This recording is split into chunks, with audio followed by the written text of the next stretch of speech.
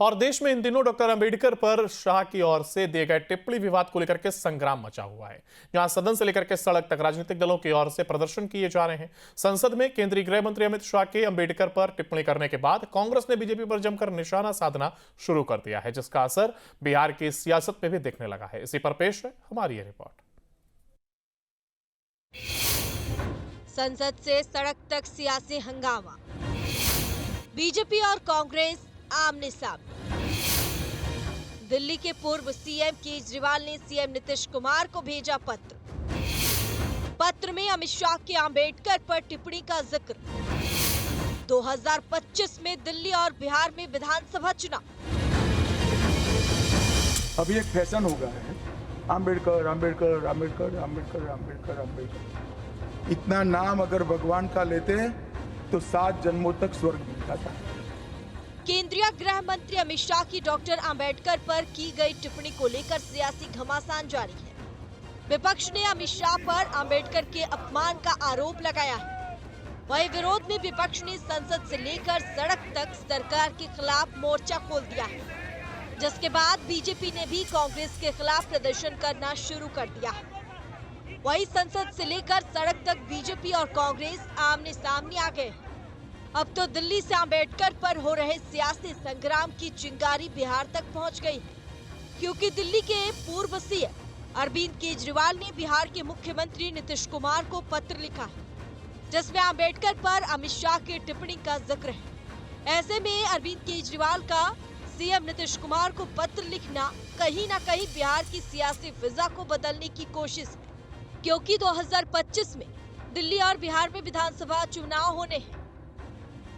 और ऐसे में अब तो बिहार के सियासी दलों की प्रतिक्रियाएं भी आने शुरू हो गए हैं। लालू यादव जो राजनीतिक तौर पर एक चोर की तरह साबित हुए हैं। लालू प्रसाद जी अमित शाह जी को क्या बोलेंगे? लालू प्रसाद जी तो बिहार के खजाने को चुराने वाला चोर है, जिसने चोरी करके बिहार के गरीबों का पैसा चुराने का काम किया। ये पंजीकृत अपराधी आज देश के गृह मंत्री जी को गाली देने का काम कर रहे हैं। लालू प्रसाद जी जैसा अपराधी जिस राज्य में रहेगा वो राज्य कभी बड़ा नहीं हो सकता है। ये दुर्भाग्य है बिहार का कि लालू जैसे राजनेता को बिहार के लोगों को झेलना पड़ता है। श्रीमान लालू प्रसाद यादव शारीरिक रूप से तो कमजोर थे ही, अब उनका वक्तव्य निश्चित तौर पर यह बता रहा है कि शारीरिक मानसिक दोनों रूप से वो कमज़ोर हो चुके हैं। और इस तरह की भाषा आप फ्रस्ट्रेशन में वो बोल रहे हैं।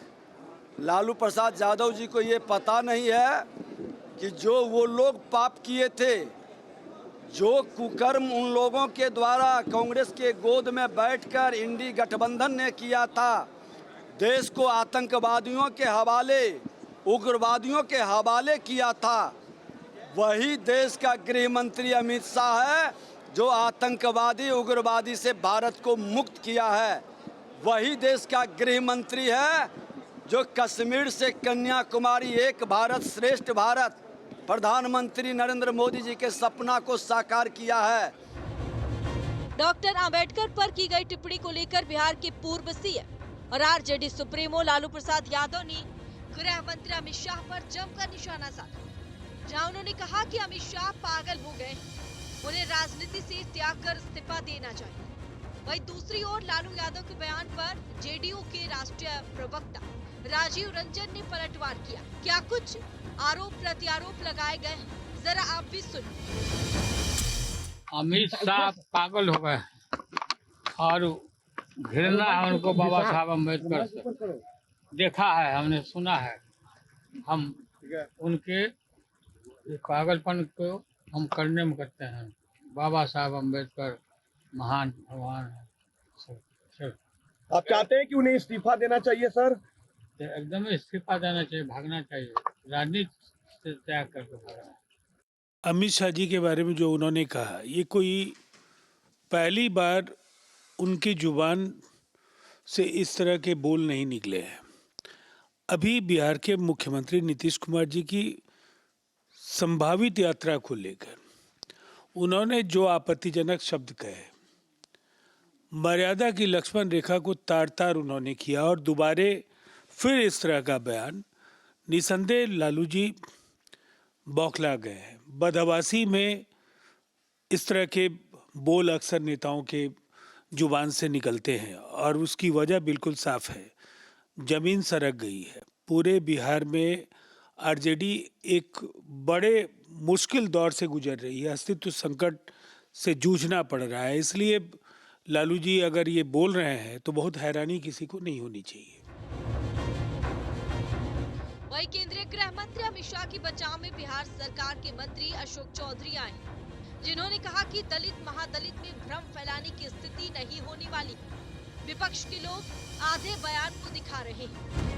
ये सब विपक्ष के लोग सब भ्रम पैदा करना चाह रहे हैं, खासकर दलित वर्ग में अमित शाह जी के लिए एक भ्रम पैदा करने का कोशिश।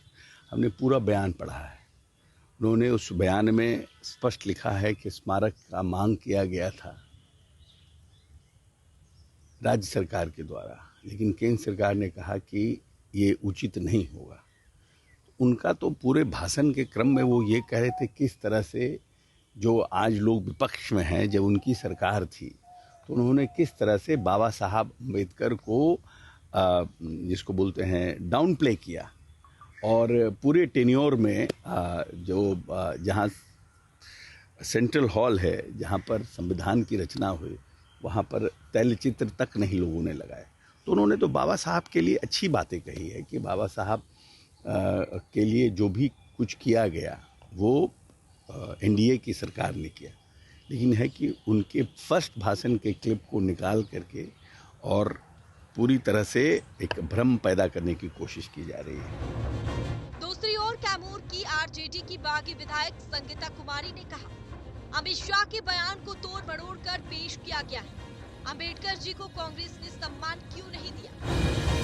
मैंने उनका पूरा वीडियो क्लिप देखा है, जिस तरह से संसद में आदरणीय श्री अमित शाह जी ने जो वक्तव्य दिया है और जिस तरह से आज उसको तोड़ मरोड़ कर पेश किया जा रहा है, तो मैं कहूंगी ये जो लोग हैं, अंबेडकर जी को जब सम्मान देने की बात थी तो आपने सम्मान क्यों नहीं दिया? अंबेडकर जी ने इस्तीफा किसके चलते दिया? अंबेडकर जी को संसद में जाने से किसने रोका? और भारत रत्न की उपाधि देने से कांग्रेस को किसने रोका था? कांग्रेस ने क्यों नहीं दिया? इसलिए कांग्रेस जो कहती है दलितों को दिग्भ्रमित करती है। बहरहाल देश में 20 करोड़ 13,78,086 दलित हैं, जो देश की आबादी के 16.63%। देश के 76.4% दलित ग्रामीण इलाकों में रहते हैं, जबकि पूरे देश की आबादी के 68.8% लोग ग्रामीण इलाकों में रहते हैं। यानी ज्यादातर दलित आबादी गांव में है और देश के 23.6% दलित शहरी इलाकों में रहते हैं, जबकि पूरे देश की आबादी के 31.2% लोग शहरी इलाकों में रहते हैं। क्या इसी वोट को साधने की जुगत में कांग्रेस ने अंबेडकर के अपमान का आरोप लगाकर मुद्दा बनाया है? क्या सिर्फ दलित वोट से मिली सीटों के उत्साह ने अमित शाह के बयान के आधे हिस्से को दिखाकर कांग्रेस को पूरी राजनीति करने का मौका दिया? ऐसे में इन सभी मुद्दों को लेकर देश का सियासी माहौल गर्म है। न्यूज़ स्टेट की रिपोर्ट।